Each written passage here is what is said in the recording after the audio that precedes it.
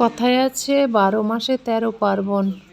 আর আমাদের শ্রেষ্ঠ পার্বণ হচ্ছে পৌষ পার্বণ। তা পৌষ পার্বণের প্রস্তুতি পর্ব চলছে। এই প্রস্তুতির প্রথম ধাপ। তো এটা পূর্বপুরুষদের উদ্দেশ্যে প্রসাদ তৈরি করছি। অনেকেই অ্যালুমিনিয়ামের হাঁড়িতে করে থাকেন, গ্যাসে করে থাকেন, তো আমি মাটির হাঁড়িতে করছি এবং মাটির উনুনে কাঠের জালে করছি। প্রত্যেক বছর নতুন হাঁড়িতে করতে হয় বলে আমি মাটির হাঁড়িটাকেই বেস্ট বলে বেছে নিয়েছি।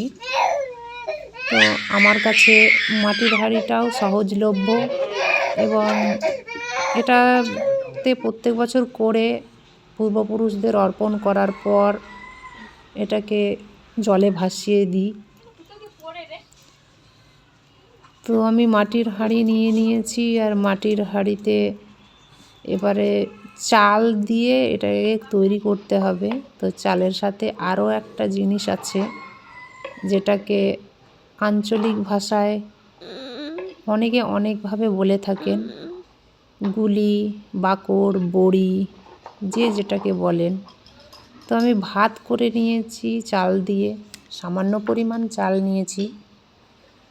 এখানে ৩০০ গ্রাম মতন চাল নিয়েছি আর ওই চালের ভাত করে নিয়েছি। এবার একটা কুলোর ওপরে কলা পাতা পেতে এই ভাতটাকে ঝরঝরে করে ঠান্ডা করে নিতে হবে। আর এখানে একটা বিশেষ দ্রষ্টব্য যেটা হচ্ছে জল আর চালের পরিমাণ যেন সমান থাকে বা এমনভাবে নিতে হবে যাতে চালটা জলে ফুটে ভাতও হয়ে যায় আর জলটাও যেন শুকিয়ে যায়। তো সেইভাবে চালটাকে নিতে হবে। যাই হোক, এই যে বাকড় বা গুলি বা বড়ি যেটাই হোক, এটাকে এমনভাবে পিষে নিতে হবে যাতে একটুও দানা দানা না থাকে। আর ওইদিকে আমি ভাতটাকে ঠান্ডা করতে দিয়েছি। এবার ভাতটা ঝরঝরে ঠান্ডা হবে। যতক্ষণ না পর্যন্ত ভাতটা ঠান্ডা হচ্ছে ততক্ষণ পর্যন্ত কিন্তু আমি ওই গুঁড়োটা দেব না। ভাতটা একদম ভালোভাবে ঠান্ডা হয়ে যাবে, জল শুকিয়ে যাবে, যেটুকু ভাতের গায়ে জল থাকবে সেটা শুকিয়ে যাবে। তারপরে আমি এই গুঁড়োগুলো দিয়ে দিয়ে ভালো করে ভাতটাকে মাখতে হবে। এমনভাবে মাখতে হবে যাতে ভাতের প্রত্যেকটি দানাতেই যেন গুঁড়োগুলো পায়। ভালোভাবে মাখিয়ে নিতে হবে। এবার মাখিয়ে নেবার পরে যে হাঁড়িতে আমি এই ভাতটাকে মজতে দেব সেই হাঁড়িতে আমি আমার মতন করে করি, এটা কারোর দেখে শেখা নয়, আমার মনে হয়।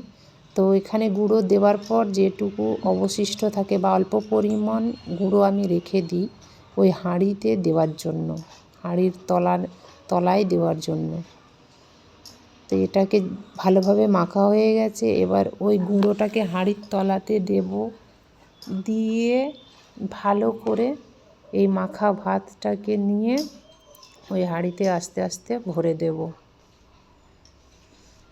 ভরে দেওয়ার পরে এবার অনেকেই অনেক রকমভাবে করেন, অনেকেই জল দেন, অনেকে দেন না। তো আমার মনে হয় মাটির হাঁড়িতে একটু জলটা বেশি টানে, অতএব এটা মজতে দেরি হবে। তার জন্য আমি একটু ঈষৎ উষ্ণ গরম জল নিয়ে নিই। এবার সেই ঈষৎ উষ্ণ গরম জল বেশি না, 1 বাটি পরিমাণ নিই। এই ভাতটাকে দেওয়ার পরে ওই ঈষৎ উষ্ণ গরম জলটাকে ওপর থেকে ছিটিয়ে দিই বা ওপর থেকে ঢেলে দিই। এই ভাতটাকে আমি হাঁড়িতে সব নিয়ে নেব। নিয়ে নেবার শেষে আমি সেই জলটাকে ঢেলে দেব বা ছড়িয়ে দেবো, ওপর থেকে ছিটে দিয়ে দেবো।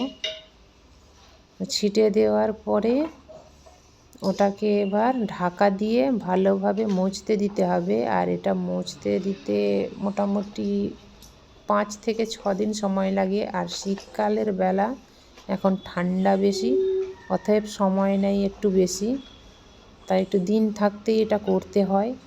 গরমকাল হলে 4 দিন 5 দিনের মধ্যেই ভালোভাবে হয়ে যায়। অতএব শীতকাল যেহেতু, তার জন্য এটাকে 6 দিন থেকে 7 দিন সময় দিতে হয়।